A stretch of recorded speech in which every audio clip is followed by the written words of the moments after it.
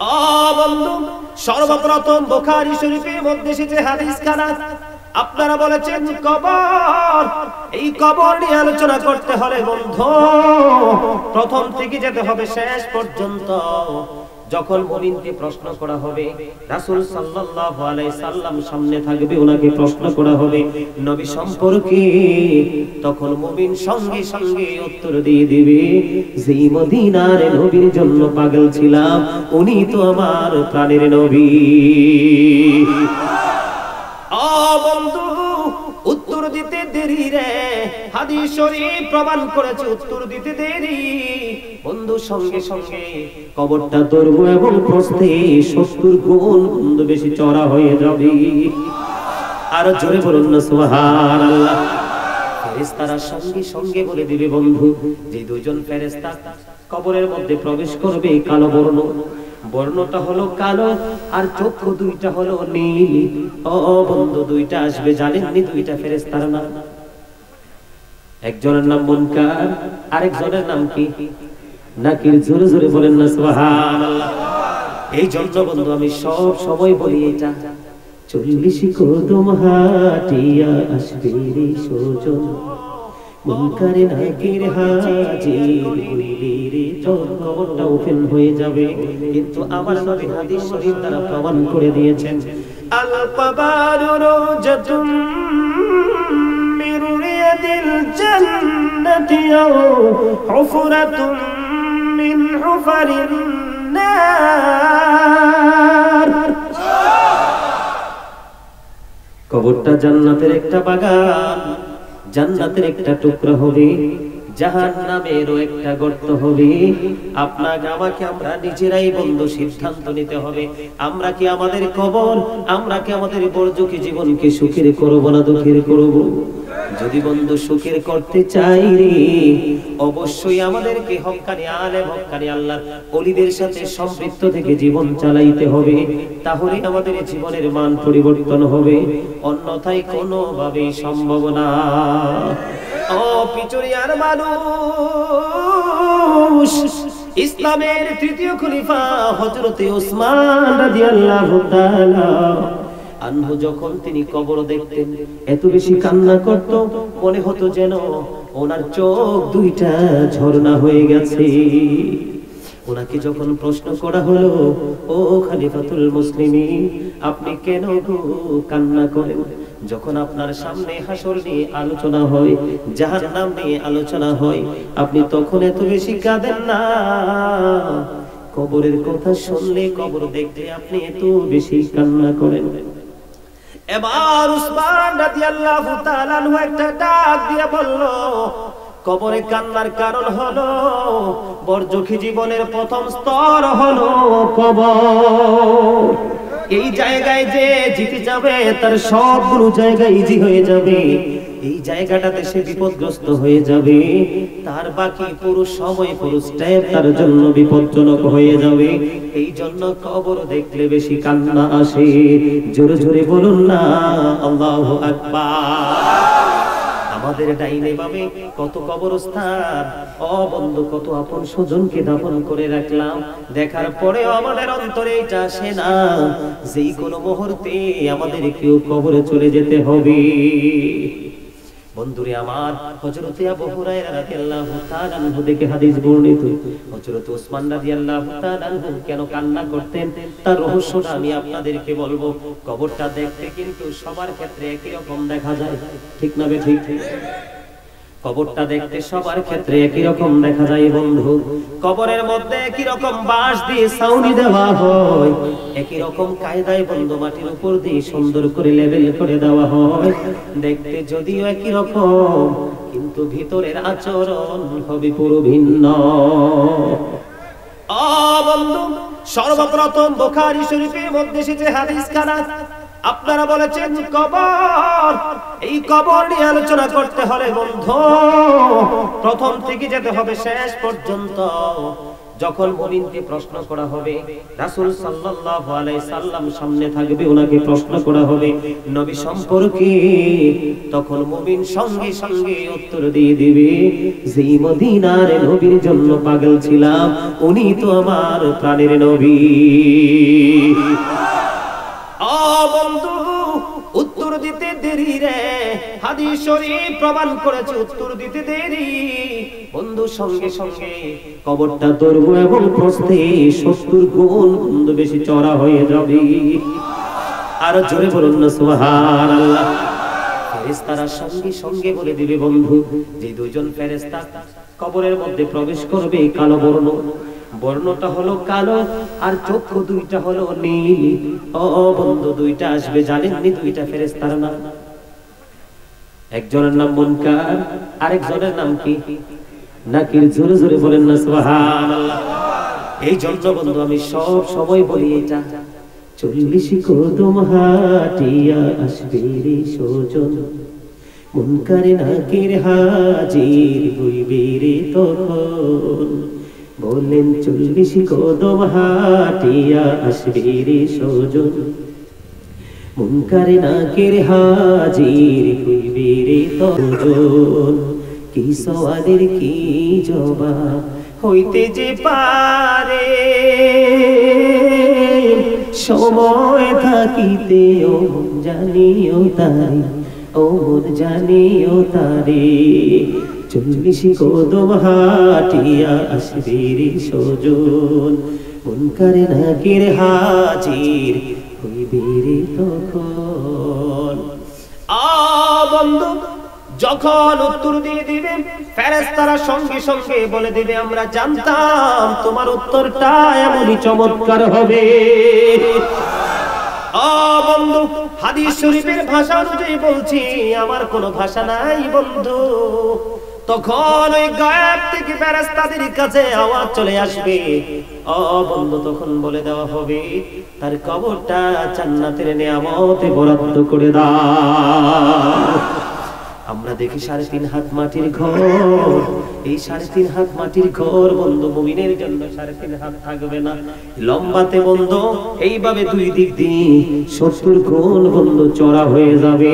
জোরে জোরে সুবহানাল্লাহ। এবার ওই মুমিন ফেরেশতাদেরকে ডাক দিয়ে বলবে, রে ফেরেশতারা অনুরোধ করছি রে, আরো একবার পৃথিবীর বুকে ফিরে যাওয়ার সুযোগ করে দাও। তখন বন্ধু মুমিন উত্তর দেবে সঙ্গে সঙ্গে, না রে না, আর তো পৃথিবীতে ফিরে যাওয়ার কোনো সুযোগ নাই, কিন্তু তুমি কেন আবার ফিরে যেতে চাও?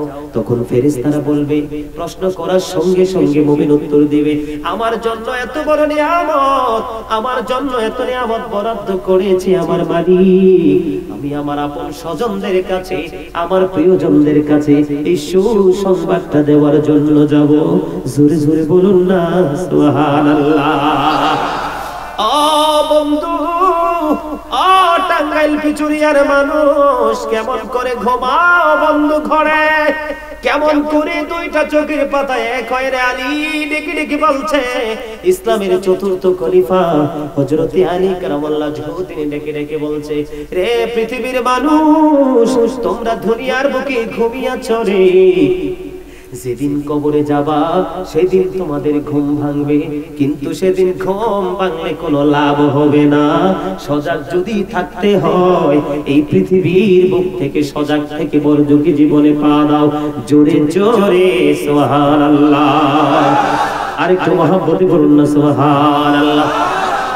বন্ধু ফেরেশতাদেরকে যখন ওই মুমিন তার মনের কথা খুলে বলবে রে, তখন ফেরেশতারা বলবে, না না, আর পৃথিবীর বুকে ফিরে যাওয়ার সুযোগ নাই, একবার এসেছো তুমি নতুন দুলার মতো, নতুন বরের মতো ঘুমিয়ে থাকো। জোরে জোরে বলেন না সুবহানাল্লাহ। আপনাদের কাছে যদি কথাগুলো নতুন মনে হয় বন্ধু, আমার পকেটে কিন্তু অ্যান্ড্রয়েড সেট আছে, আমি চাইলে এখান থেকে আপনাদেরকে একবারে রেফারেন্স সহ দেখিয়ে দিব বন্ধু, দেখাইতে পারবো, সন্দেহ করার কোনো অবকাশ নাই। আপনাদের কাছে আমার প্রশ্ন হলো, নতুন দুলা যেদিন বর সেজে আসে তার সম্মান বেশি থাকে না কম থাকে? বন্ধু নজর দিয়ে দেখবেন, বউটা বিয়ের পরে খারাপ হবে না ভালো হবে এটা দেখার বিষয় না। বউ যেদিন শ্বশুর বাড়িতে নতুন বউ সেজে যাবে লাল বেনারসি পরে, দেখবেন এই বউকে ঘিরে হাজার হাজার মানুষের উপস্থিতি হয়। সেদিন চিফ গেস্ট হয় ওই বাড়ির পরের বাড়ির বউ, আর বড় হয় তার শ্বশুর বাড়ির চিফ, ঠিক কিনা বলেন? বন্ধু সঙ্গে সঙ্গে ফেরেশতারা বলবে নতুন বরের মতো ঘুমিয়ে থাকো, যেদিন প্রিয়জন ডাক দেবে সেদিনই তুমি উঠবা। নতুন ডাক দিবে কে? আর জোরে, আর জোরে। আল্লাহকে ভালোবাসেননি? আল্লাহকে ভালোবাসলে ও বন্ধু নবীর আল্লাহর কোরআন নবীর হাদিস এই কথাগুলো যখন আলেমদের মুখ দিয়ে বের হবে সেগুলো শুনতে হবে, মানতে হবে, ঠিক না ঠিক? বন্ধুরে আমার, মুমিনের জন্য ফয়সালা কি হয়ে গেল? কবরে হয়ে গেল। 2 নম্বরে হবে বন্ধু মুনাফিকের ফয়সালা। আপনাদেরকে আমি একটা কথা বলবো, এই পৃথিবীর বুকে বন্ধু বেঈমান কাফেরের চাইতেও ভয়ঙ্কর হলো মুনাফিক, ঠিক কিনা দাদা ভাই? কারণ মুনাফিকদের লেবাস থাকবে, দাড়ি থাকবে, টুপি থাকবে, পাঞ্জাবি থাকবে। আমি আপনাদেরকে একটা কথা বলবো, এখানে আপনারা কেউ কি আছেন যে ইয়াজিদের পক্ষের লোক? কেউ কি আছেন ইয়াজিদকে ভালোবাসেন? এমন কি কেউ আছেন? আলহামদুলিল্লাহ। বন্ধু বলে হুজুর কেন গো মাঝখান দিয়ে প্রশ্নটা করলেন? কারণ ইয়াজিদের চরিত্র যার মাঝে আছে সেই বর্তমানে সবচেয়ে বড় মুনাফিক, ঠিক কিনা বলেন? আমি বলি ইয়াজিদ ইজ ক্যারেক্টারলেস, ইয়াজিদ হলো চরিত্রহীন। কথা বলেন না কেন? বিশ্বাস হয় না? দিনের বেলা বানর নাচাতো, রাতের বেলা হলে মদের আসর বসাতো। মদ কি হালাল না হারাম? ইন্নামাল খামরু ওয়াল মাইসিরু ওয়াল আনসাবু ওয়াল আজলামু রিজসুম মিন আমালিশ শাইতান। দাদা আছে না নাই? মদ, জুয়া, মূর্তি, ভাগ্য গণনা, রাশি গণনা, গৃহবস্তু শয়তানের কাজ, বলেছে কে? আরো জোরে বলে হুজুর কেন হঠাৎ করে ইয়াজিদের কাছে গেলেন एग्जांपल দেওয়ার জন্য? ইয়াজিদের উপদেষ্টার নাম শুনেননি?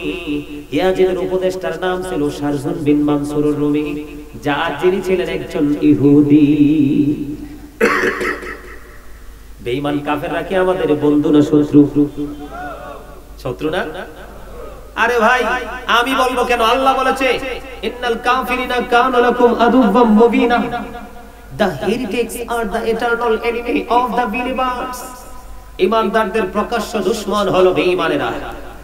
নাউজুবিল্লাহ বলেন না কেন? আরে আর জোরে। মুসলমান বেঈমানকে ফলো করছে, এর চেয়ে বড় লজ্জাস্কর আর কিছুই হতে পারে না। বন্ধু বলে ইয়াজিদের কাছে আসলেন কেন? ইয়াজিদ কিন্তু মসজিদ ভাঙে নাই, মাদ্রাসা ভাঙে নাই, মুখে ছিল ইসলামের কথা আর অন্তরে ছিল ইসলামকে ধ্বংস করার পায়তারা। এটাই হলো মুনাফিকের চিহ্ন। কথা যখন বলবে মিথ্যা বলবে, ওয়াদা যখন দেবে বন্ধু সেটা ভঙ্গ করে দিবে, আমানত যখন আপনি রাখবেন তখন সে খেয়ে ফেলবে। Believers love the prophet. নবী বলেছেন ইমানদাররা আমি নবীকে ভালোবাসবে। Hypocrites don't love the prophet. মুনাফিকরা আমি নবীকে ভালোবাসবে না। ওমা ঠিক না ঠিক বলেন না কেন? The hypocrites will be in the lowest place of hell. মুনাফিকরা জাহান্নামের একবারে সর্বনিম্ন স্তরে থাকবে। ইন্নাল মুনাফিকিনা ফি দারকিল আসফালি মিনান নার। আল্লাহ কোরআনে শিওর করে দিয়েছেন বন্ধু। এতগুলো কথা বললাম বন্ধু একটা জায়গা বোঝার জন্য, বুঝানোর জন্য বন্ধু। মুনাফিকের যখন প্রশ্ন করা হবে নবী সম্পর্কে, তখন মুনাফিক সঙ্গে সঙ্গে উত্তর দেবে আমি কিছু বলতে পারবো না, মানুষ যা ভাবতো আমিও তাই ভেবেছি। নাউজুবিল্লাহ বলেন। আল্লাহর প্রিয় হাবিব হাবিবুল্লাহকে নিয়ে মানুষ যেমন চিন্তা করতো আমিও তেমন চিন্তা করেছি। এবার বন্ধু যখন উত্তর দিবে তখন ফেরেশতারা উত্তর দিবে আমরা জানতাম তোমার উত্তরটা এমনই হবে।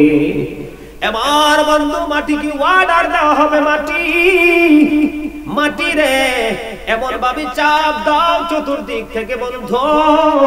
হাদিস শরীফ প্রমাণ করেছে মুনাফিককে যখন প্রশ্ন করা হবে, মুনাফিক যখন উত্তর দিবে গ্রহণযোগ্য হবে না। ও বন্ধু ঈমানই উত্তর দিতে পারবে না, মাটিটাকে চতুর্দিক দিয়ে এমন ভাবে বন্ধু ঘাস করবে। হাদিস শরীফ প্রমাণ করেছে বন্ধু এক হাড়ের ভিতর থেকে আরেকটা হাড়ের ভিতরে ঢুকে যাবে। জোরে জোরে বলুন না নাউজুবিল্লাহ। হাড় বুঝেননি, চাপার সাথে বন্ধু হাড়ের মধ্যে হাড় ঢুকে যাবে, কিন্তু এই সাজাটা কিয়ামত পর্যন্ত বহাল থাকবে। জোরে জোরে বলেন নাউজুবিল্লাহ, আরো জোরে বলেন না নাউজুবিল্লাহ। এবার তৃতীয়ত হলো বেঈমান কাফের। কাফেরদেরকে প্রশ্ন করা হলে বন্ধু সব বলবে আমি কিচ্ছু জানি না, কিচ্ছু বুঝি না। আবু সাঈদ খুদরি রাদিয়াল্লাহু তাআলা আনহু থেকে বর্ণিত, বেঈমান কাফেরের কবরের মধ্যে বেঈমান কাফেরদের পরকালে যাবে, আপনি দেখেন কিন্তু তাদেরকে ফরাইয়া ফেলে। ওই এই জন্য আগে বলেছি মানুষ ডাবল সিঙ্গেল না, দেহের পতন হয় আত্মার হয় না। তাদের বন্ধু পরকালে যখন যাবে তাদের জন্য বরাদ্দ করা হবে কাফেরদের জন্য কমপক্ষে ৯৯টা সাপ থাকবে কবরে। কয়টা? ৯৯টা সাপ থাকবে রে। ও বন্ধু এক একটা সাপ এত বেশি বিষাক্ত হবে, কিয়ামত পর্যন্ত শুধু সবল মারতে থাকবে, এত বেশি বিষাক্ত হবে। ওই সাপ যদি আপনার পৃথিবীর দিকে নজর দিয়ে একটা বার নিঃশ্বাস ফেলাই রে, ও বন্ধু পৃথিবীর মাটি ফসলের অনুপযোগী হয়ে যাবে, মানে পৃথিবীর মাটিতে কোনো ফসল জন্ম হবে না। জোরে জোরে বলেন না নাউজুবিল্লাহ, আরো জোরে।